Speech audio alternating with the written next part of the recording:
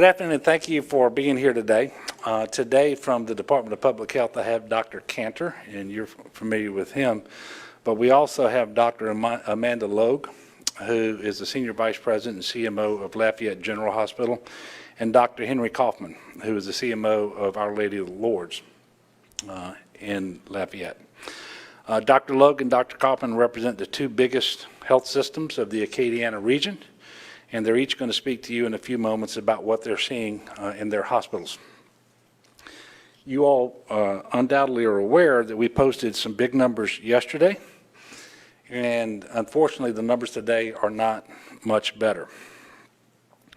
Today we are reporting 2,408 new cases, which means that the state has surpassed 100,000 cases. And in fact, we're at 101,650. Of course, these are only the cases that we know about. These are all cases where we have a positive test result. There are undoubtedly more because there are individuals who haven't been tested, even if they've been symptomatic. And we know that somewhere between 25 and 40% of people with COVID-19 are asymptomatic, remain asymptomatic, and very few of them actually test. So we know there's a lot more COVID out there than just those who test positive. Sadly, we are reporting 16 additional deaths today. That brings us to a total of 3,574. Yesterday, we reported 60 new deaths. That was the highest daily number since May. And we do know that sometimes the numbers of deaths they lag behind other numbers. But I will tell you, no matter how you slice it up, these death numbers are very, very troubling. We have now almost 1,175,000 tests overall. And in the month of July, we have reported 446,000 tests. The monthly goal, as you probably know, is 200,000. And so we have greatly expanded our testing here in Louisiana. I believe that we are number 2 in the country in per capita testing overall. And in the month of July, with the additional tests, we are number 1. And testing is really important because it helps us to know what we are dealing with. And what we're dealing with is a very serious problem, a widespread problem with a high prevalence of COVID-19 in every community across the state of Louisiana. We all hear these numbers daily, and sometimes you run the risk, and one of the fears that I have is people just become accustomed to hearing the numbers and they don't really think about them, and they stop paying attention. But when you hit certain milestones like we hit with going over 100,000 cases and the deaths and so forth, I just do hope that people are taking that very seriously and that it serves as a reality check that we in fact are in a public health emergency, not just one that has been declared by myself. COVID-19, as I mentioned, is prevalent throughout our state. It is more widespread than ever before, and that is why we are remaining in phase 2. I mentioned that earlier this week. I will soon sign a new proclamation that will become effective tomorrow. It remains in place until Friday, August the 7th, and not only are we staying in phase 2, but that will include a continuation of the statewide mask mandate, the limitations on bars that won't be open for on-premises consumption, and the 50% crowd size limitation for social gatherings. Those will be continued. We're certainly not where we want to be in Louisiana. And, you know, we don't want to have to go backwards in terms of going back to phase 1 or to phase 0, but what we cannot, absolutely cannot have happen here is that we lose our capacity to deliver life-saving health care in our hospitals. And that's why these mitigation measures are in place. That's why the restrictions that we have are in place.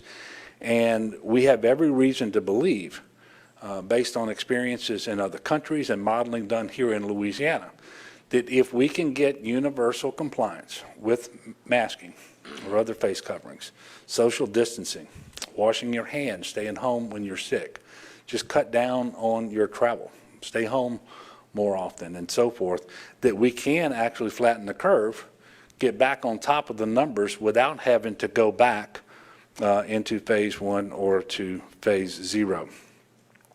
You will recall that when I first announced the statewide mask mandate on Saturday, the 11th of July, there were 3 parishes who met the criterion to opt out of the mandate. And that criterion is to not have a high incidence rate as defined by the CDC of COVID-19. And so any parish that was below 100 cases per 100,000 residents for the most recent 2-week period could opt out. As of LDH data that we have today, there are no parishes in the state of Louisiana who are in that category. Every one of our 64 parishes has a high incidence now of COVID-19, meaning more than 100 cases per 100,000 residents over a 14-day period.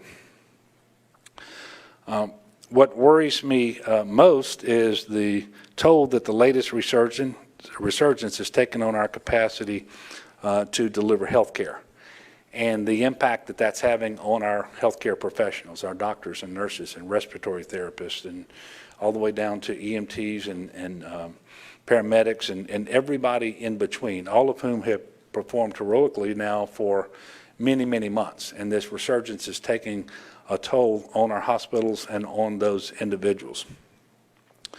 As evidence of this, Our Lady of the Lake Hospital here in Baton Rouge in Region 2 has put its main campus on a course where it will take a 2-week pause in performing non-emergency medical procedures that require inpatient beds.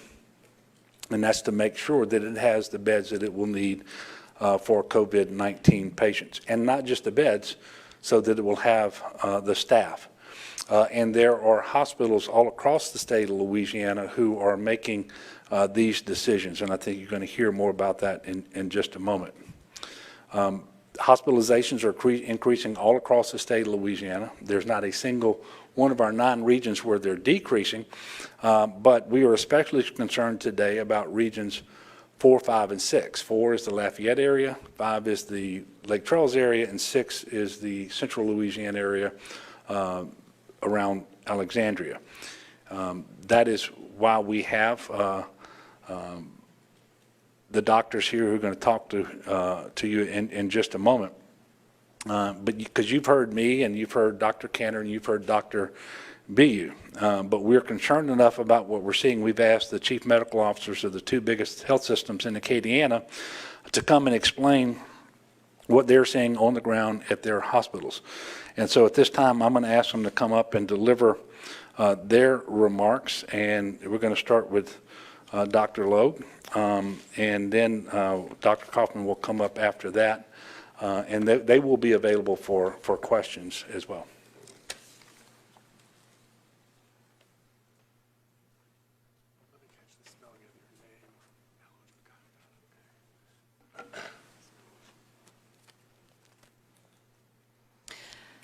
Thank you, Governor Edwards, for allowing us to be here and share our story. I'm privileged to be here with Dr. Kaufman and really give you an impression of what's happening within Acadiana as it's severely impacting our hospital resources.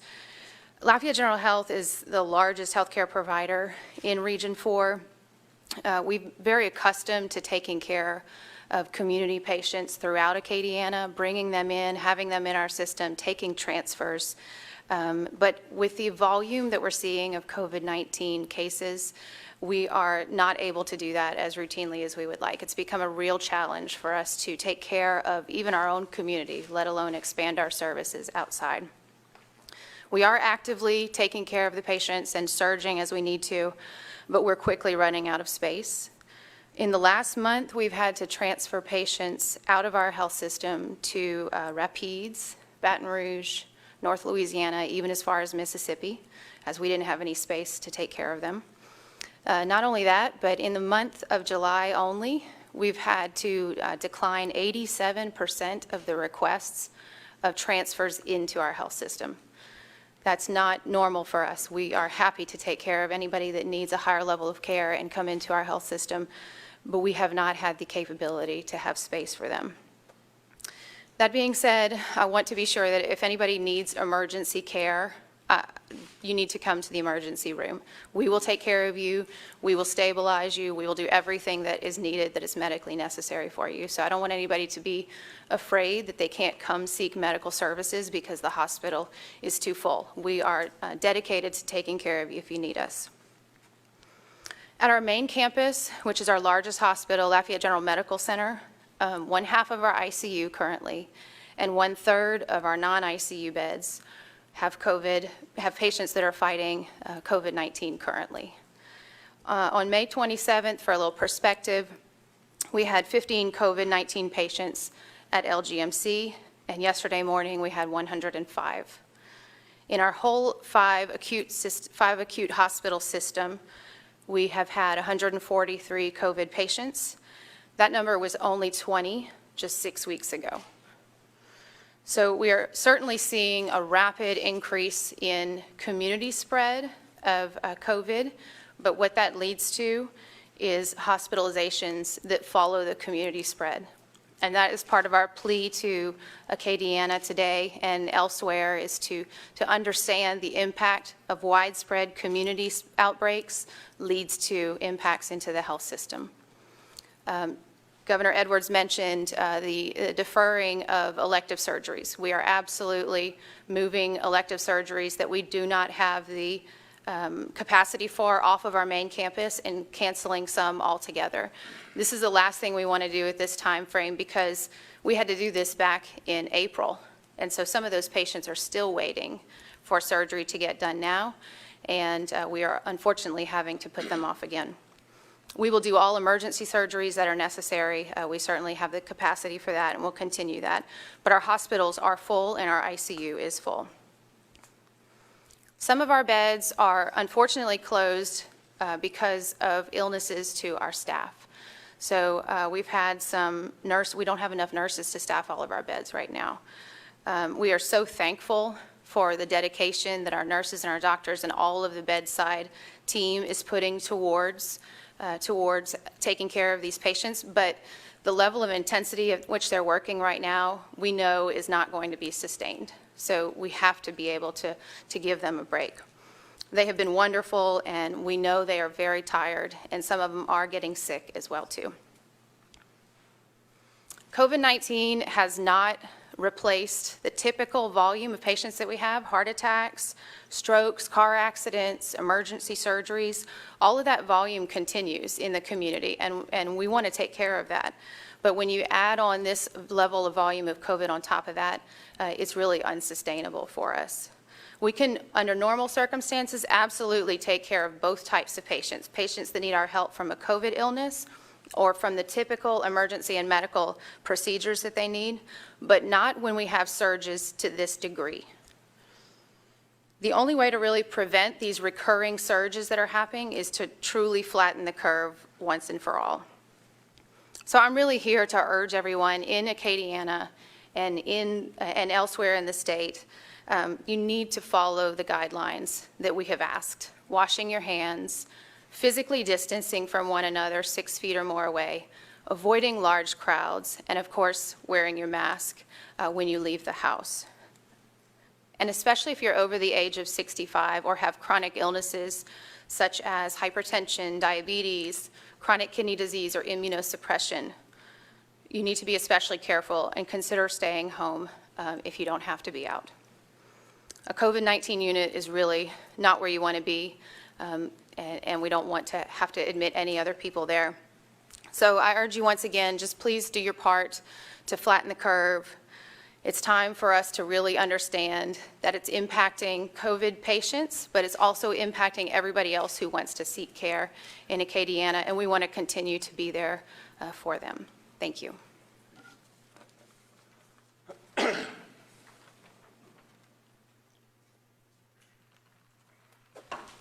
me.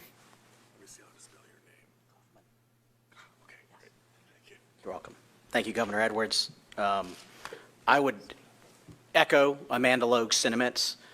At Our Lady Lourdes Regional Medical Center, our hospital is full. Our ICU is near complete capacity. This has significantly affected our normal operations. For 2 weeks now, we have almost completely eliminated all elective surgeries at the hospital. This doesn't just mean a simple hernia repair or maybe a knee replacement that's been scheduled for 6 months. This means that if your cardiologist has recommended that you undergo a heart bypass, that is not going to happen right now. It may mean that if you have an early stage cancer, that operation is going to be deferred.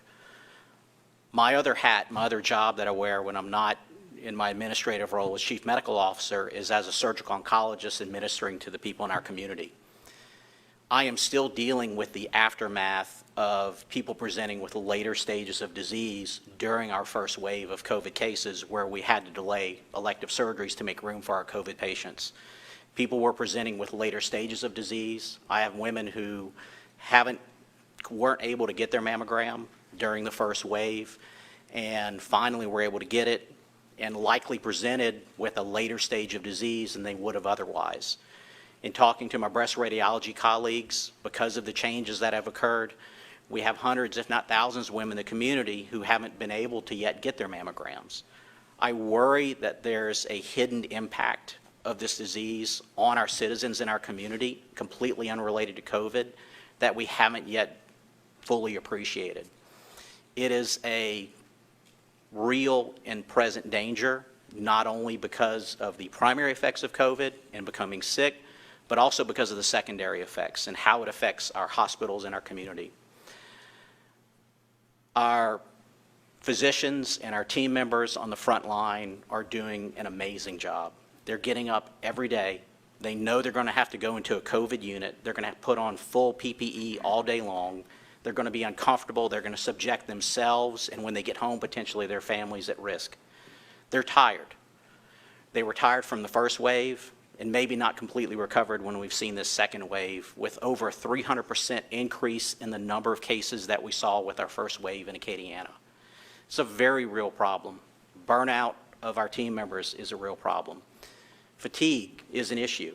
We want to be strong and there for you and there for our community, but this current wave of cases is taxing our ability to do that. I anticipated that we would have a second wave, but I didn't think the wave was going to come this soon. I thought this wave was going to hit us in the fall. I thought we'd have more time to prepare, and I thought we'd be in a better place, and unfortunately we're not. So I would advocate in the strongest possible way that our community realize how compelling of an issue and how compelling of a danger this is, not only to those who get infected, but to the community in general and those seeking care for other needs. COVID is not an illness which is only going to affect those at high risk. And I've heard that from so many people. We have 19 and 20-year-old healthy kids in our ICU right now without other comorbidities. We're seeing an increase in 40 and 50-year-olds without significant comorbidities in our ICU being critically ill. It's a very real problem. We can't predict now who it's going to affect in a severe way. Fortunately, it doesn't affect most people, but at the great increase in the number of people that we're seeing right now, it is a very real problem. So please, I would advocate, again, all our members of the community, be smart, social distancing, wear your mask, good hygiene, don't gather in large crowds, don't subject yourself to unnecessary risk. If we do the right thing, we can get through this. I think there's really good data to support that, but it's going to require work on everybody's part. Thank you.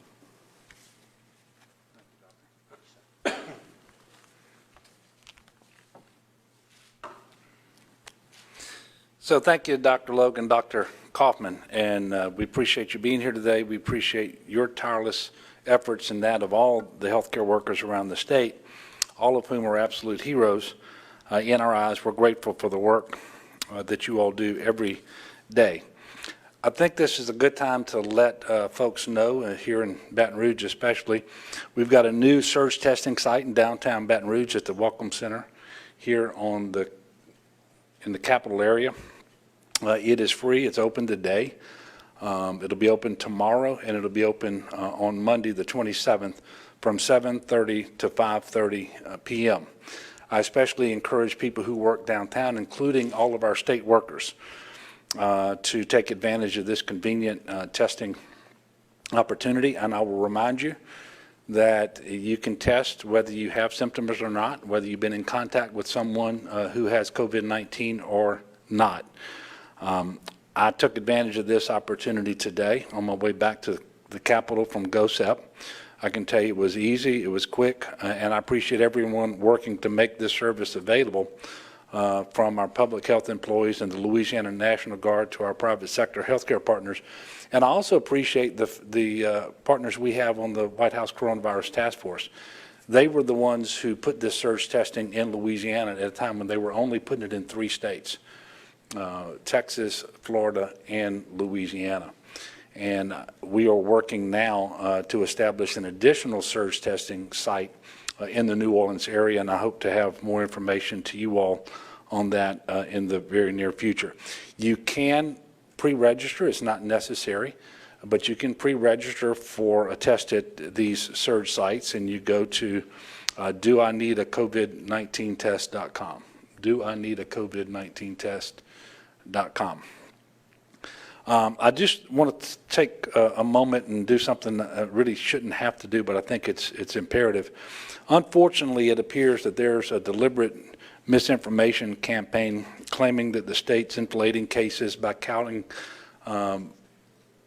people multiple times if they take multiple tests, and that just isn't the case. As Dr. Bu mentioned the other day, a case refers to a specific individual, whether that individual tested positive once, twice, 3 times, or whatever. And so I don't want anybody to believe that the data is inaccurate or being manipulated, and it is grossly irresponsible for people to be spreading misinformation about that to try to minimize how serious this situation is. And we all know that if you have COVID-19 in your state, in your community, that's going to show up testing first, hospitalization second, and deaths third. There's no way the hospitalizations are going up and the deaths are going up and the cases aren't going up with them. It just doesn't make sense. And so we have some people out there who are being irresponsible, and so I'm asking them to stop, but nobody should be paying attention to what any of those individuals are saying. And I'm not telling you we are perfect, but I'm telling you we're working extremely hard. And we have put in multiple redundant systems to scrub the data and make sure that it's accurate and that it's timely. And we are sharing it with the public in a way so that we can be as transparent as possible.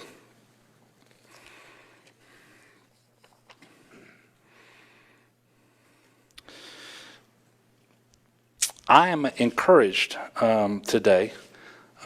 We have some serious numbers, cases, hospitalizations, deaths that are very troubling. But I am encouraged by the vast majority of businesses, local leaders, and residents who are in fact taking this seriously, and they're being responsible. They're masking up to protect their loved ones, their employees, their communities, and the state of Louisiana, and trying to make sure that we get back on top of this virus and those numbers just as soon as we possibly can. We are at a critical point, which is why I'm asking everyone to take this virus seriously, and everyone needs to do his or her part. I don't want to go back to phase 1. You don't want to go back to phase 1. It shouldn't be necessary to go backwards.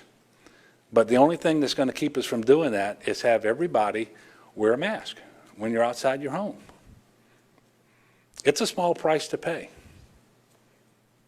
And it is being a good neighbor to others, and it is being considerate and courteous, if to nobody else, to our healthcare workers who are being inundated with patients and who are working so valiantly under difficult circumstances for months on end and exposing themselves to this virus by definition of the nature of the work that they're doing.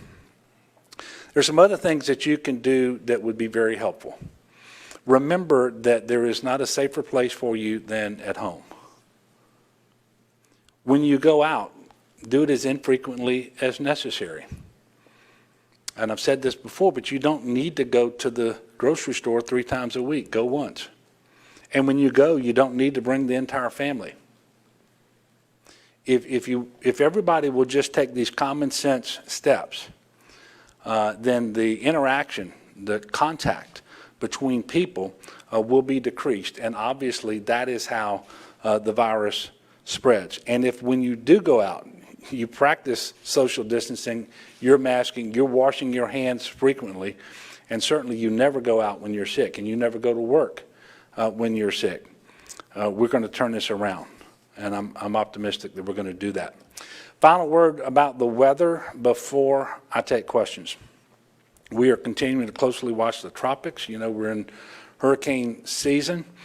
Tropical Depression 8 is slowly moving across the Gulf of Mexico now. It is moving towards Texas, but there will be impacts in Louisiana. There's a risk of heavy rainfall later today and tomorrow in the southwestern, and even in the central parts of our state. The National Weather Service has placed most of southeast Louisiana in marginal risk for excessive rainfall. That threat is higher for areas south of the I-10, I-12 corridor, and flash flooding is a concern across the region. In southwest Louisiana, the National Weather Service says areas south of I-10 could receive 2 to 4 inches of rain between now and Sunday. Tides are running higher than normal as well. And I would just encourage everybody, if there's flash flooding and you are out there driving, please don't drive on any road that is underwater unless you are absolutely 100% sure that it is safe to do so. We're going to continue to monitor Tropical Storm Gonzalo, which is forecasted to become a hurricane later tonight. It is still well out in the Atlantic and a long ways off, but it merits our attention now. And with all of these storms that we're talking about, and it being the end of July now, if you haven't prepared yourself and your family for a hurricane, you need to do that. Go to getagameplan.org. And preparing for a hurricane today for you and your family is different and a little more involved than it normally is because of the public health emergency that we are in. So I encourage everyone, even if you've done it before in previous years, go to getagameplan.org so that you can be prepared. Next week, we'll be back with press conferences on Tuesday and Thursday here at the Capitol. Obviously, if circumstances warrant, whether it's the weather, COVID-19, or anything else, we will let you know if we're going to schedule additional press briefings beyond those on Tuesday and Thursday. With that, I'm going to take your question and remind you we have Dr. Logue, Dr. Kaufman, and Dr. Cantor who are going to be able to take your questions as well. Yes, sir. Governor, you said even today that you won't let the state get to a point where it's threatening its ability to deliver health care. It sounds like we're almost at that point, and it's not just in Lafayette, it's Baton Rouge, Our Lady, Lake Charles, we're saying the same thing.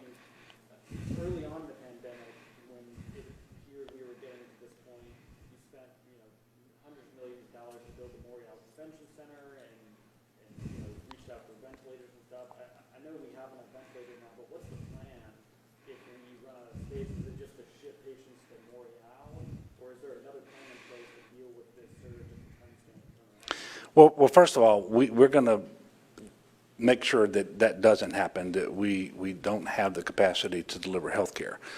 Secondly, I would tell you that we still have 250 beds at the Memorial Convention Center. And we have staffing today for 60 of those beds. I think 28 of them are actually filled. Within a week's time or so, we can have staffing for another 60 beds, and we can build with a staffing contract that we have in place in that fashion as we need to. Further, much of the investments that we made early on in the March-April timeframe created new permanent capacity, surge capacity for ICUs and surge beds at various hospitals around the state. And so we're in better shape as that goes. Quite frankly, my bigger concern today in Louisiana is not so much about beds as it is about staffing. because we believe that we will be able to make the adjustments necessary and open up these surge units. And for example, if we need to, we've got a couple hundred beds that are not ICU beds, but we've created a negative pressure environment so they can be converted into ICU beds if we need them. And that's just in one of our hospital systems with Children's Hospital in New Orleans. The bigger challenge is going to be around staffing. And the reason it's bigger this time is because just like COVID-19 and this surge that we're seeing in cases around the state is in all parts of the state, it's also happening in multiple parts of the country all at one time. And so it's hard to draw on staffing from other parts of the country because they're unwilling to give up their staff, and for good reason. So that's the bigger challenge we have right now. We have worked, this is one of the things we met extensively with the Vice President about last week after that meeting. In fact, we had started working on it with a call with the hospital CEOs and medical directors the week before.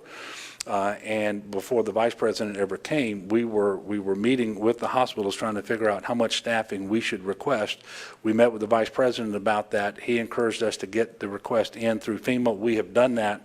We are now working with the federal government to try to get some help on staffing, and we're looking at other things we can do here in Louisiana using the existing footprint of our hospitals. Because if you've got staffing challenges, they're exacerbated if you try to open a facility that is not part of an existing footprint. We do have the Morial Convention Centers we talked about, and right now we don't plan to create new facilities outside of our existing hospitals, but we are working to solve the staffing shortages that we see there. And, yeah, go ahead. How many staff members have you asked for in FEMA? I don't have that request with me. I want, as best I can recall, it's about 300. I'll get the, and by the way, that ranges from everything from a phlebotomist to a respiratory therapist to an ICU nurse, other nurses and doctors and so forth. But if you added it all up together, I think it was about 300, but I'll get you that information. Any other questions? Are y'all really going to let me out of here with one question? Here you go. Hey, in the last scenario, we've heard from so many of our viewers that they feel like in the Acadiana region, and Lafayette in particular, when it comes to enforcement of wearing a mask, that the local agencies and the parish government, that they're not doing their part to help enforce that. What can you do on the state level to really drive home how important it is for people to wear masks, social distance, and to follow your Yeah. mandate? Well, you know, when you watch people like Dr. Tony Fauci and Dr. Birx speak, when you see what's coming out of the CDC and looking at Dr. Redfield, and you see all the medical professionals around the country, and we had two of them here today that spoke to you about the importance of all of these measures: masking, social distancing, washing your hands, staying home with your sick. When you see all of that, and when you accompany it with the numbers that we're experiencing here in Louisiana right now, both cases, but also hospitalizations, deaths, you would think and you would hope, obviously, that the people would be responsible enough to just look at that, take it into consideration, and decide, you know what, I'm gonna comply. I'm gonna do what I'm being asked to do because it's really important. It's important for those who are out there who are vulnerable. It's important for the medical community. It's really important for everybody. And I want to remind you, and I think Dr. Logue said this perfectly a while ago, even if for some strange reason that is totally incomprehensible to me, you don't care about COVID-19, you should care about there being capacity at that hospital when you have your automobile accident, or when you have your heart attack, or your stroke, or your mother or grandmother has that stroke, or whatever. Because we're talking about the same staff and the same beds all over the state of Louisiana. So for all of those reasons, we just need people to focus on the task at hand, do their part, be good neighbors. And I've said this from the beginning, it's not that we won't enforce these things, but if the people of Louisiana are going to make us enforce all of this, then we're not going to be successful. There are 4.6 million people in Louisiana, tens of thousands of businesses. If the people of Louisiana are going to sit back and say, well, we're going to make you enforce every bit of this because we're not going to voluntarily comply, then we are doomed. Now, that is not the case. And as I mentioned, the vast majority of businesses and people are being responsible. But I think we all know there's still too many who are not. And so I'm directing these comments at those individuals. And look, if you want to be mad at me, be mad at me. If you want to disagree with me, disagree with me. But be mad at me and disagree with me with a mask on when you're outside your house. Yes, ma'am. Governor, you talked about the deliberate misinformation campaign. Where do you think that stems from? Have you all tried to track down? I mean, I know I've seen a lot of it on social media. Yeah. And obviously, it is being transmitted that way. Have you all tried to track down who has started it and if there are bots promoting it? Because it looks like some of it is bots on Twitter. Yeah. I don't know. I'm not personally out there investigating it. I'm aware of it. I'm trying to do what I can to make sure that nobody attaches any credibility to that. This is not just happening in Louisiana. I mean, look at California and Arizona and Texas and Florida and all the other states right now that are having this tremendous resurgence. Nobody's out there cooking the books. And, you know, I guess one of the things we could do, if it were safe to do it, is we could open our hospitals up and just have these people file through the hospital and look in these rooms at these people with COVID-19 who are attached to a mechanical ventilator fighting for their life. They would know that that's not some sort of a hoax or some made-up number. It's just grossly reckless and irresponsible. And so I'm asking people not to do it, and I'm asking other people not to believe it. Yes, sir. In your latest mandate, we have that restriction in place on bars. Yes. When it comes to outbreak settings, is it surprising to see that bars are the #1 outbreak with the second highest number of cases? No, well, I can't say that I'm surprised because if you'll remember, bars were about the last things that were opened.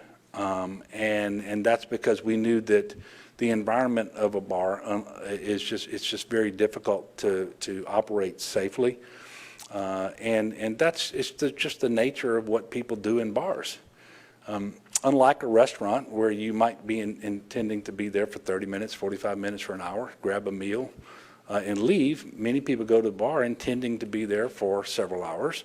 They're going to have more than one drink. Their inhibitions are relaxed, and they might have had one mindset going in, and that mindset changes. And, you know, as I've said before, there's often music playing, and so if you want to be heard, you got to speak loudly. When you do that, you pull more air out of your lungs, and you're emitting more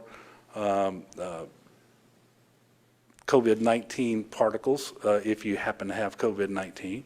And then if you're on the receiving end of the conversation and you want to hear somebody, you get closer than you probably should be because you still have to overcome that same issue with the background noise. And it's just, ultimately, it's just a very difficult environment to do safely.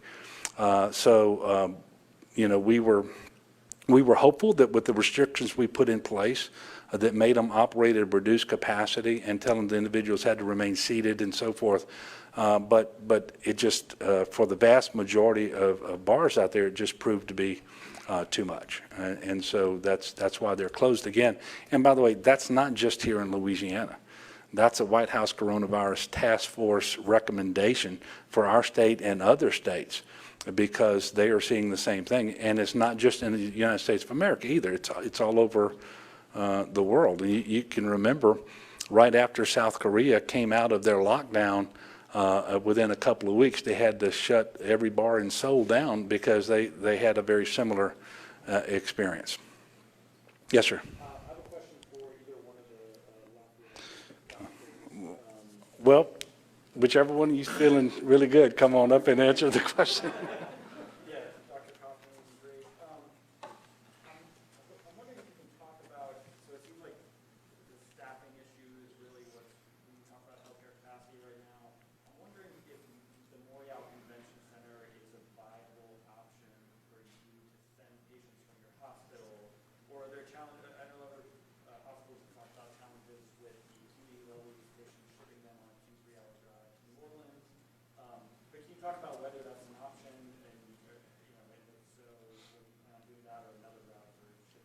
So we have physical space.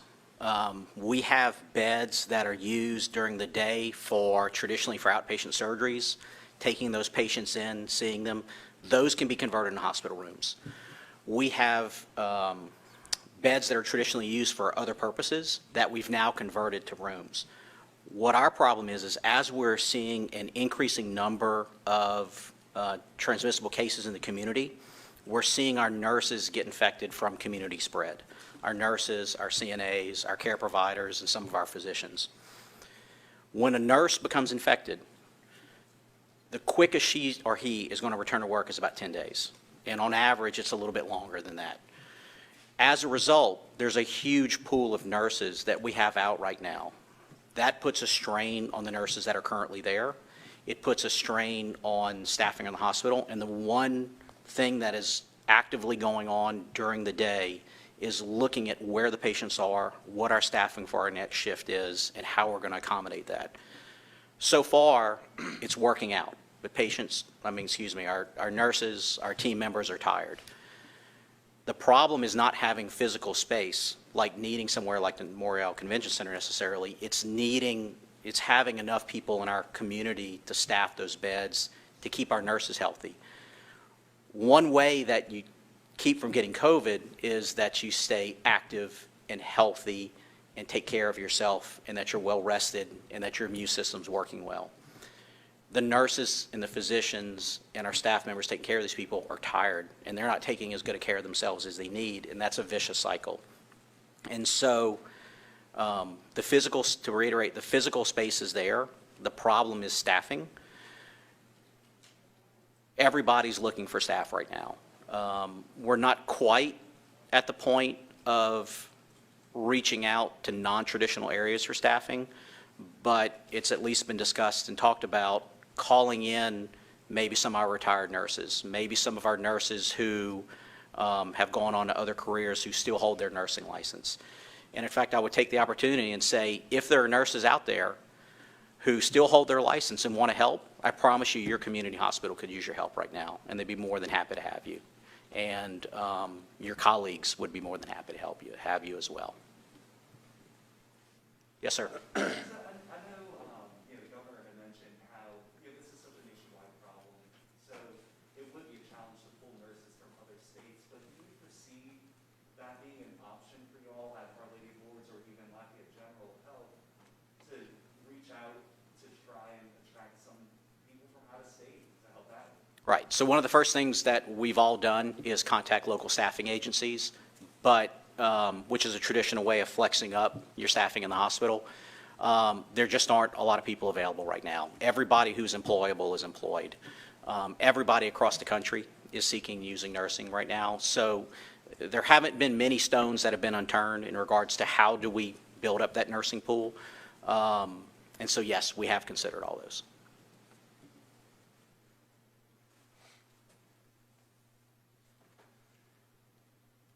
To further demonstrate the challenges around staffing, I've had requests to take the National Guard soldiers in a medical unit and make them available at our hospitals.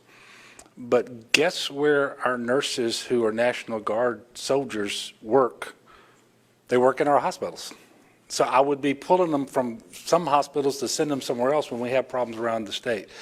To further illustrate this, the first thing FEMA told us to do when we made the request last week was to put out what we call an EMAC request, where we send a request to all the other states with our particular needs around staffing to see if there's a state out there that will say, yeah, we'll volunteer and we're going to send you some of what you need. So we did that. Early last week, we put out an EMAC request for our staffing needs that we had developed by talking to our medical directors. You might not be surprised, but exactly 0 states offered any staffing. So then you start looking at the entities out there who engage in contracting for staff, and we're working that angle now, but that will be difficult as well, and so that's why we continue to work with FEMA on staffing. And with Sam, with regard to your question about the Memorial Convention Center, remember That facility is for the less acute patients, and it's there in order to allow hospitals to free up their beds sooner than they otherwise would, so that once a patient reaches a level of recovery that means that they don't need that acute care bed, but they're not ready to go home, we can take them in the Morial Convention Center. They can turn that bed over quicker, and so that's how it would help. And so certainly, as we continue to operate the Morial Convention Center, if they get patients who have recovered enough that they don't need a hospital bed in their facility, send them to the Morial Convention Center is something that we can certainly consider. Yes, ma'am.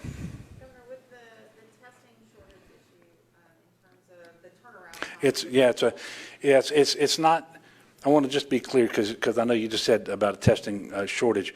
We're doing an extraordinary number of tests, and we're not short on the collection kits, the swab and the viral transport medium. That's where we were a couple of months ago. There are some reagent issues at the labs that are contributing to a longer turnaround time. And I think the sheer volume of tests that are being sent out to commercial labs is creating an issue. And so we do have, for example, of all the tests that we were reporting today, 65% of those were within the last week. 30% were in the week before that. So that gives you an idea of the percentage of tests and how they are. And by the way, this greatly impacts our ability to fight COVID-19, because if someone waits 7-10 days to find out that they're positive, if they didn't know that they were positive and curtail their activities and isolate, even if they were asymptomatic or barely symptomatic, we know they're contagious and they're out there spreading that disease. The other thing that happens is if it takes too long to get a test result back, the contact tracing is very hard, because we want to be able to catch people early. And so the turnaround time at the labs is what the challenge is presently. It's not the number of tests that we're doing so much or the actual testing supplies. Well, and that's what I was going to ask, in terms of the turnaround time. Is that creating any problems with the ability to continually test residents and staff at nursing homes and isolate people as needed in congregate settings? Yeah, well, obviously, you want the shortest possible turnaround time everywhere. That includes in the congregate settings. We are testing every 2 weeks, 100% of our residents and staff at our nursing homes, including our war veterans homes. And we are seeing some delays in getting those test results back. And anytime you see that, it does interfere with your ability to quickly get on top of a situation and make sure that you are quarantining or a particular patient, if it's a patient, or moving them to that part of the facility that is housing only COVID patients as a way to promote safety and minimize the spread and so forth. But it's also true for the staff member. And remember, the staff member's going home at night. And interacting with his or her family as well. So that is an issue. It's one of the reasons why we are very interested in the proposal that Admiral Giroir mentioned last week on his visit here, and that is that over the next number of weeks, and I really don't know whether we're talking 8 weeks, 12 weeks, whatever it's going to be, the goal is for the federal government to send a point-of-care test machine to every nursing home in the country, including those here in Louisiana, and they're going to prioritize those that are in communities that are particularly in hotspots. And so I think we're starting to see those machines arrive, those testing machines arrive in very small numbers this week, and that's going to continue. But these are point-of-care tests so that the test can be administered, the results will be known within 24 hours at the home. Now, that sounds too good to be true, and so we got to make sure that the machines come and that we have all the necessary testing materials that we need to make them work and so forth. But we're excited about the opportunity we're going to have to do that. Yes, sir. Governor,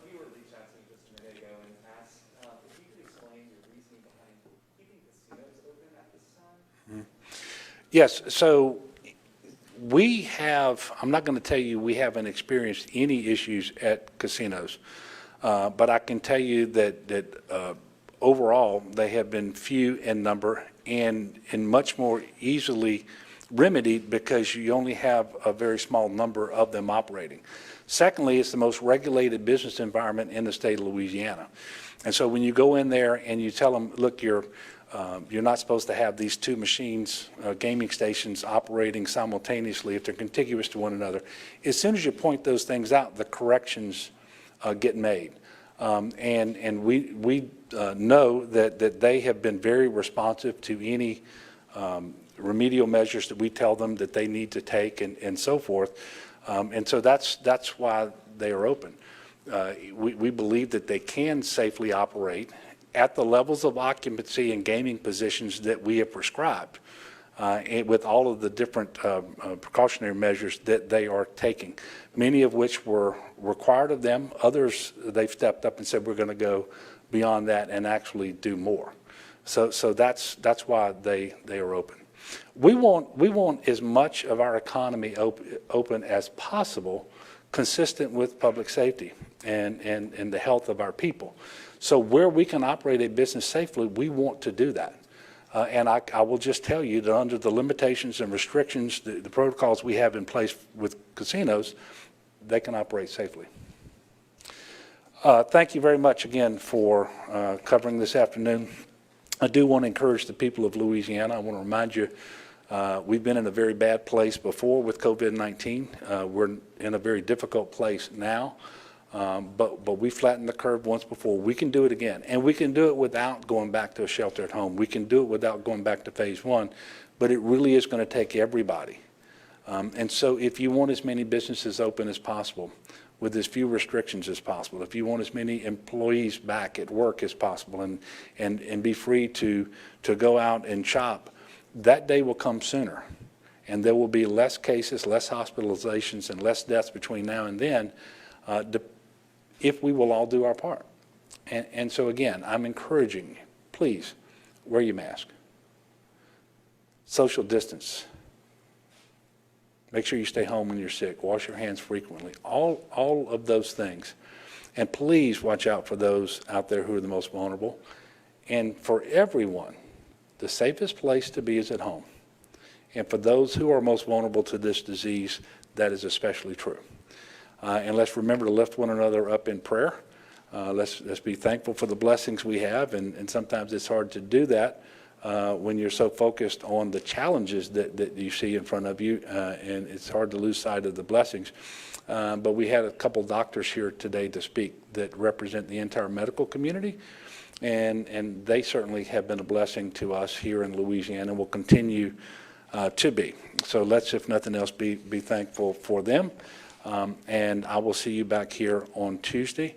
Have a good weekend, everybody. Have a safe weekend, everybody. God bless.